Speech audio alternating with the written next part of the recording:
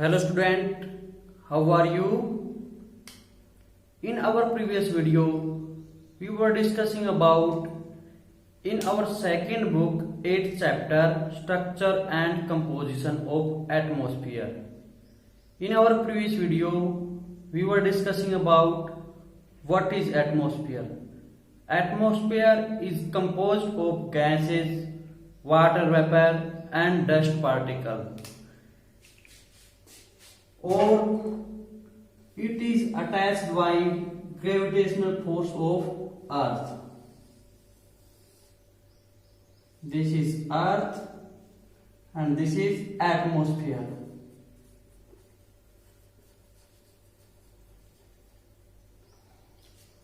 Or about 32 kilometer height, 32 kilometre की height पे atmosphere का 99% हिस्सा आ जाता है। 32 किलोमीटर की हाइट पे एटमॉस्फेयर का 99% डेंसिटी आ जाती है। ये हमारा चैप्टर हो गया structure and composition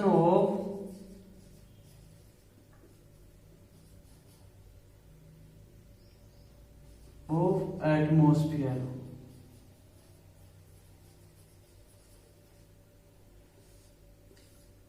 In previous video, we were discussing about gases. We are discussing the atmosphere is composed of gases, water vapor and dust particle. We were discussing about gases. In atmosphere, nitrogen is maximum. Nitrogen is 78.04% and oxygen is 20.24% and organ is 0.94% and CO2 is 0.03%. Mainly are these gases. और ये गैसें कितनी कितनी height पर मिलती हैं? Oxygen O2 की बात करें, O2 मैक्सिमम गैस 120 किलोमीटर की हाइट तक मिलती है। 120 किलोमीटर की हाइट तक ऑक्सीजन मिलती है। इसके बाद में ये गैस न के बराबर मिलती है। सेकंड है CO2 और वाटर वेपर। वाटर वेपर और CO2 ये 90 किलोमीटर की हाइट तक मिलते हैं। इसके बाद में ये न के बराबर मिलते हैं। एटमॉस्फेयर में इनका 90 किलोमीटर के बाद में मिलना बहुत कम है। अब बात करेंगे हम, ये हो गया हमारा स्ट्रक्चर। स्ट्रक्चर में पहला पॉइंट था गैसेस और सेकंड पॉइंट है water vapour.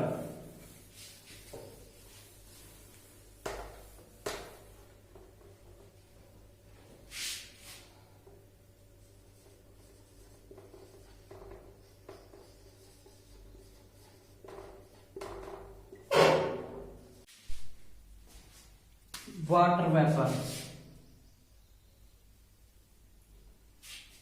Water vapor is also a variable gas. Mean water vapour भी वेरिएबल आते हैं। समटाइम इनकी मात्रा इंक्रीज हो जाती है और समटाइम ये डिक्रीज हो जाते हैं। जहां पर एल्टीट्यूड ज्यादा होता जाता है हाइट के साथ, वाटर वेपर डिक्रीज होते जाते हैं। और जहां पे क्लाइमेट ड्राई होगा, ड्राई इन डेजर्ट और cold in winter, cold in winter in polar area, वहां पर वाटर वेपर बहुत ही कम मात्रा में मिलेंगे, लेस देन 1% इन एटमोस्फियर। आपको जनरली पता होगा कि राजस्थान में रेनफॉल कम होता है, वहां पे रेनफॉल कम होने की वजह से वाटर वेपर भी कम मात्रा में पाए जाते हैं। इसी कारण पोलर एरिया में वहां भी सनरेज नहीं पहुंच पाती, इस कारण वहां पे वाटर वेपर की मात्रा कम होती है। इसके अपोजिट जहां भी ट्रॉपिकल एरिया में रेनफॉल अधिक होगी और सनरेज ज्यादा होगी, इस कारण वहां पे इवोपरेशन ज्यादा होगा और वाटर वेपर की मात्रा ज्यादा होगी। ट्रॉपिकल एरिया में वाटर वेपर 4% होते हैं, मीन लोवेस्ट में कम से कम 1% होंगे और अधिक से अधिक 4% होंगे। ये हो गया water vapour. Water vapour position in atmosphere. अब बात करते हैं डस्ट पार्टिकल की। डस्ट पार्टिकल की क्या भूमिका होती है हमारे एटमॉस्फेयर में।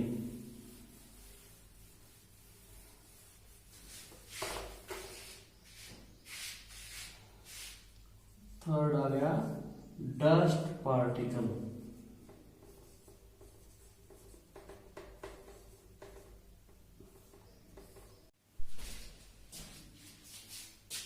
डस्ट पार्टिकल एटमॉस्फेयर में इतनी कैपेसिटी होती है कि वो अपने साथ कई प्रकार के डस्ट पार्टिकल को ले सके। ये डस्ट पार्टिकल कौन से होते हैं?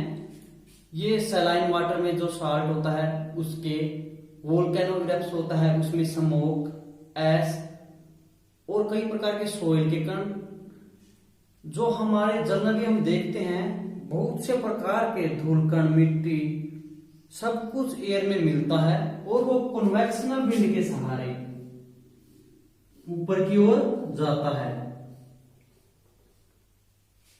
और ये भी अपना कुछ कार्य एटमॉस्फेयर में करता है। जैसे कि साल्ट लेक हो गया, मीन साल्ट हो गया, जब ये एटमॉस्फेयर में जाता है तो ये हाइग्रोस्कोपिक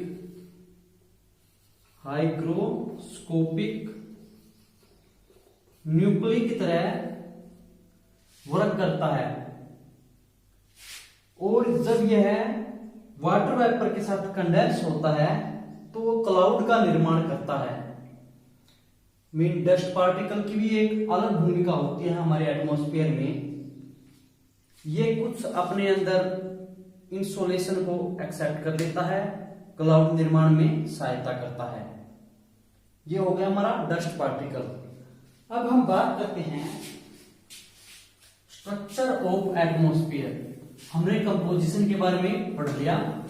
मीन एटमॉस्फेयर किन किन से बनता है। एटमॉस्फेयर कंपोजिशन हो गया एटमॉस्फेयर का, गैसेस, वाटर वेपर और डस्ट पार्टिकल।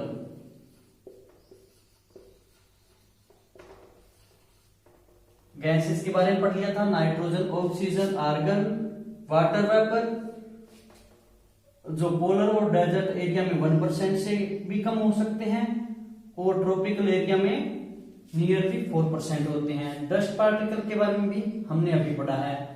तो हमारा एटमॉस्फेयर का कंपोजिशन कंप्लीट हो गया है। अब बात करेंगे स्ट्रक्चर की।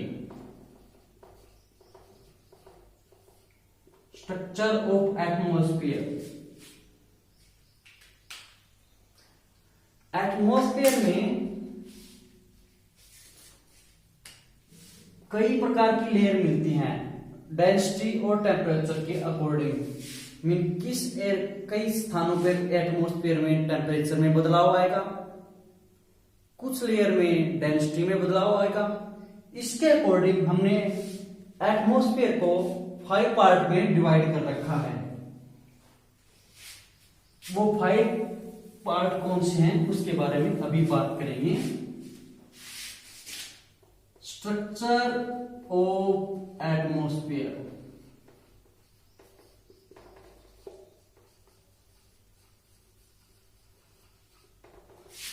सबसे पहले वाली लेयर कौन सी आएगी?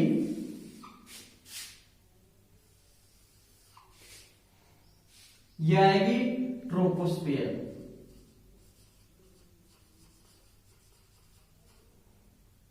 इसके बीच में ट्रोपोपोज,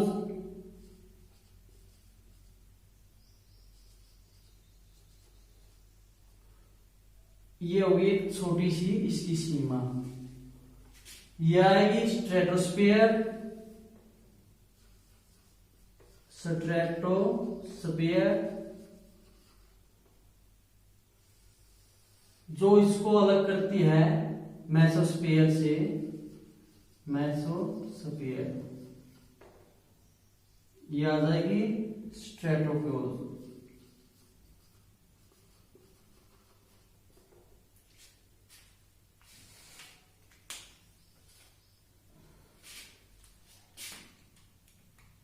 ये हो गई हमारी हाइट।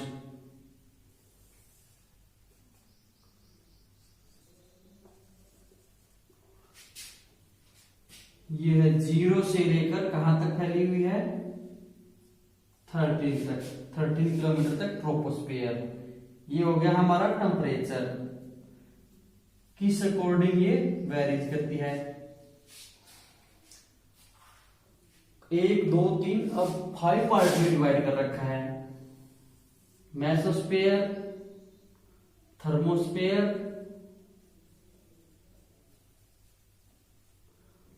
और इसके बाद में आता है एक्सोस्फियर। एटमॉस्फेयर को हमने 5 पार्ट में डिवाइड कर रखा है। ये 13 से 50 किलोमीटर तक और ये 50 से 80 और ये 80 से 400, ये सब किलोमीटर में है। फर्स्ट हम बात करेंगे ट्रोपोस्फियर के बारे में।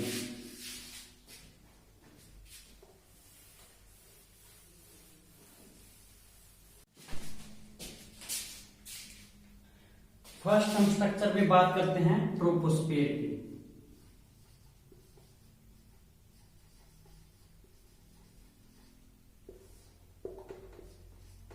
यह अर्थ के सरफेस के सबसे नजदीक वाली एटमॉस्फेयर की लेयर है, जिसकी एवरेज हाइट 13 किलोमीटर है। Average height of troposphere is 13 kilometre और इसकी हाइट पोलर पे 8 किलोमीटर एंड इक्वेटर पे 18 किलोमीटर।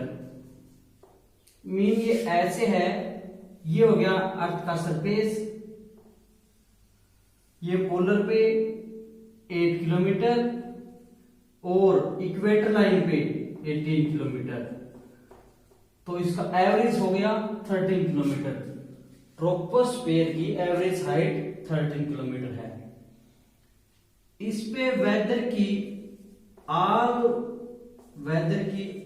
सभी क्रियाएं ट्रोपोस्फियर में होती हैं, जैसे बिजली का चमकना, रेनफॉल होना, धुंध, कोहरा, स्मोक, सब कुछ, स्नोफॉल, सभी की सभी वेदर कंडीशन ट्रोपोस्फियर में होती है। और इसमें साथ में एक और होता है नॉर्मल लैप्स रेट।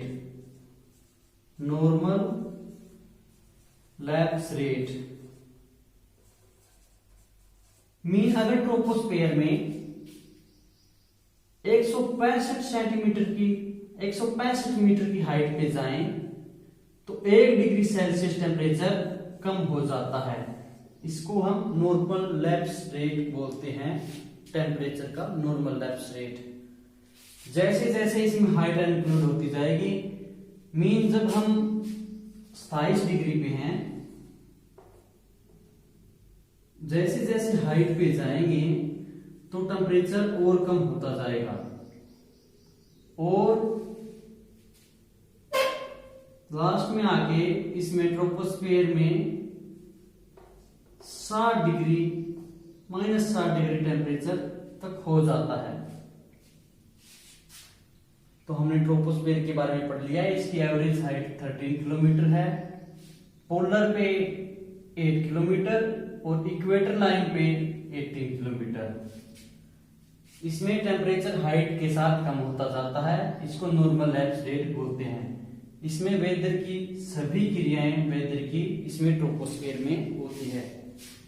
इसके बाद में हम नेक्स्ट पे बात करेंगे, वो है ट्रोपोपोज।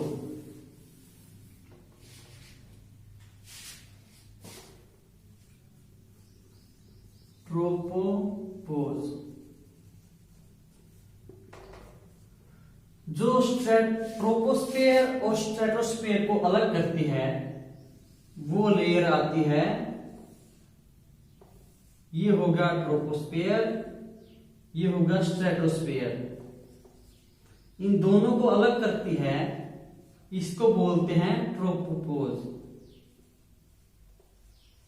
ये थिक लाइन दो अलग स्ट्रक्चर वाली एटमॉस्फेयर कंडीशन को अलग करती हैं, इसलिए इसको ट्रोपोपोज बोलते हैं। अब बात करते हैं, ये आ गया फर्स्ट। अब बात करेंगे सेकंड की, स्ट्रेटोस्फियर।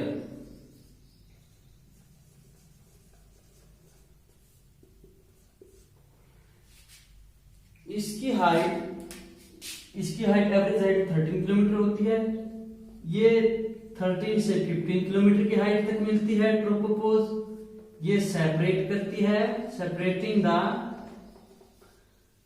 Troposphere and stratosphere.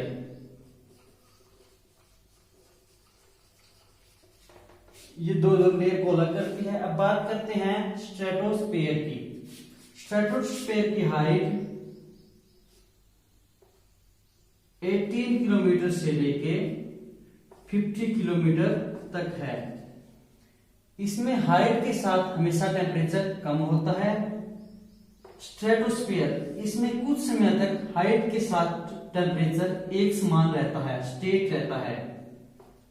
और इसमें 35 से लेकर 50 किलोमीटर तक एक ओजोन लेयर मिलती है।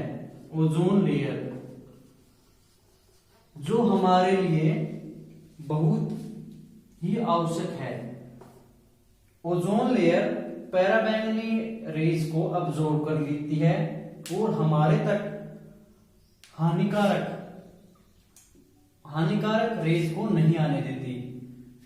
और इसकी अधिकता 35 से 50 किलोमीटर होती है। जनरली ओजोन लेयर 50 किलोमीटर से आगे हमें मिलना स्टार्ट कर देती है। ये होगी स्ट्रेटोस्फियर। इसमें कुछ समय तक 18 से 35 किलोमीटर तक टेम्परेचर एक समान रहता है और 35 से आगे कुछ टेम्परेचर बढ़ना स्टार्ट हो जाता है। इसको स्ट्रेटोस्फियर क्यों बोलते हैं? क्योंकि इसमें स्टार्टिंग में टेम्परेचर एक समान रहता है, इसलिए इसको स्ट्रेटोस्फियर बोलते हैं। अब इसमें अगली लेयर आएगी स्ट्रेटोफ्यूज। इसी में बता देते हैं हम आपको स्ट्रेटोस्फियर के ऊपर कौन सा आता है? मेसोस्फियर।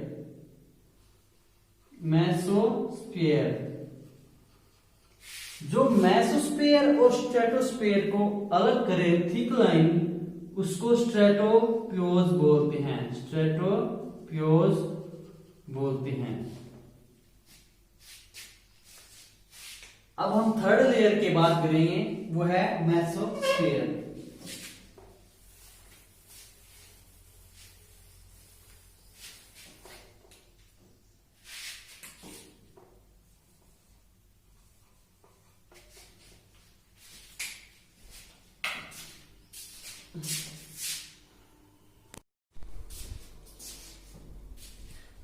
स्ट्रेटोस्फीयर के बाद में आता है मेसोस्फीयर।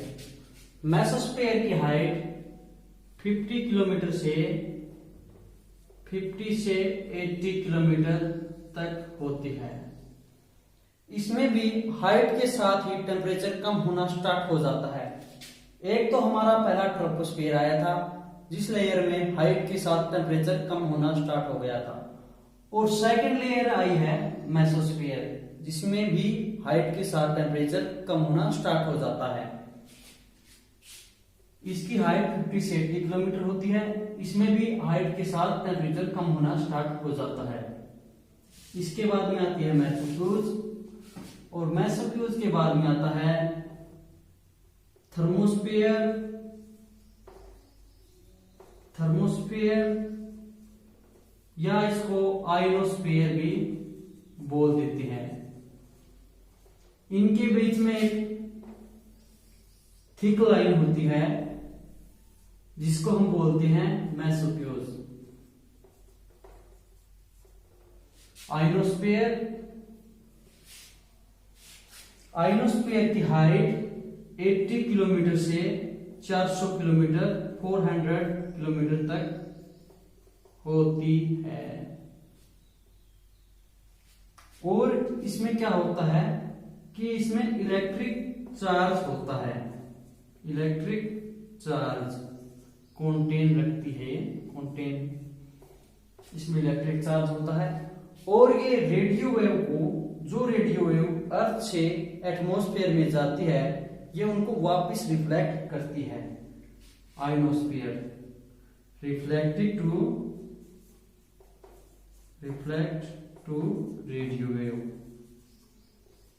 एट द अर्थ, वापिस ही यहाँ पे इसको रिफ्लेक्ट करती है। ये हो गया हमारा आयनोस्फीयर। आयनोस्फीयर के बाद में आता है एक्सोस्फीयर।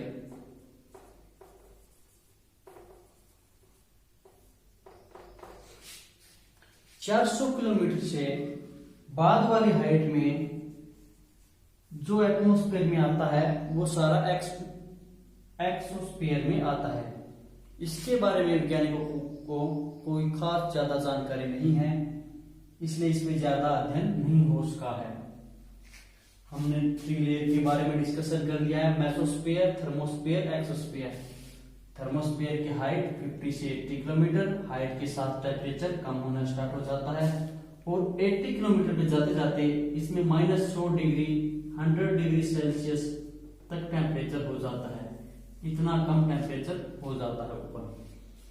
और मेसोफ्यूज, थर्मोस्फीयर, आयनोस्फीयर, इसमें दोबारा हाइट के साथ टेम्परेचर इंक्रीज होना स्टार्ट हो जाता है, और 80 से 40 किलोमीटर तक इसकी हाइट होती है। इसमें इलेक्ट्रिक चार्ज होता है, और ये रेडियो वेव को रिफ्लेक्ट करती है। इसके बाद में आता है थर्मोस्फीयर। इसका मैं आपको एक बार डायग्राम बना के और दिखा देता हूं, जिससे आपको अच्छी तरह से ये क्लियर हो जाए structure of atmosphere.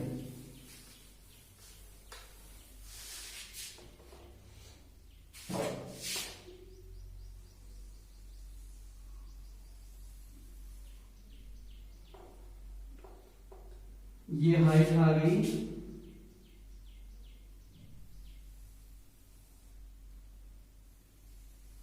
Five part में डिवाइड करना है इसको,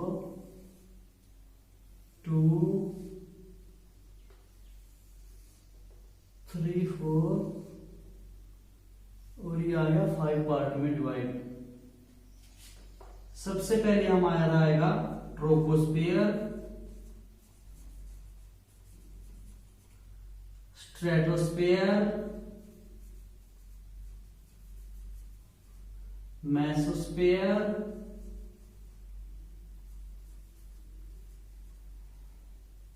थर्मोस्फियर, एक्सोस्फियर।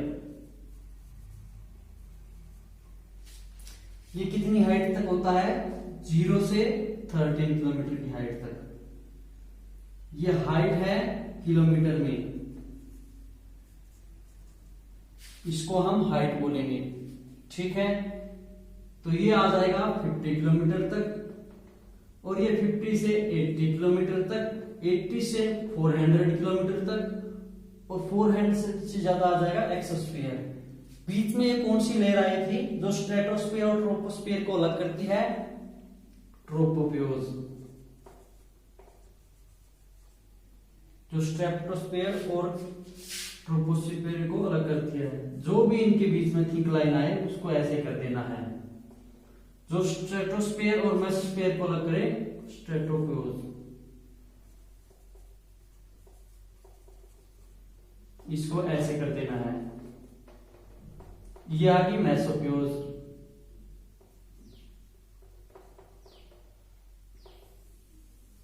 ये आ गई थर्मोपियोज। और इसमें हाइट के साथ टेम्परेचर कैसे डिक्रीज और इंक्रीज होता है उसके बारे में हम बात करेंगे। टेम्परेचर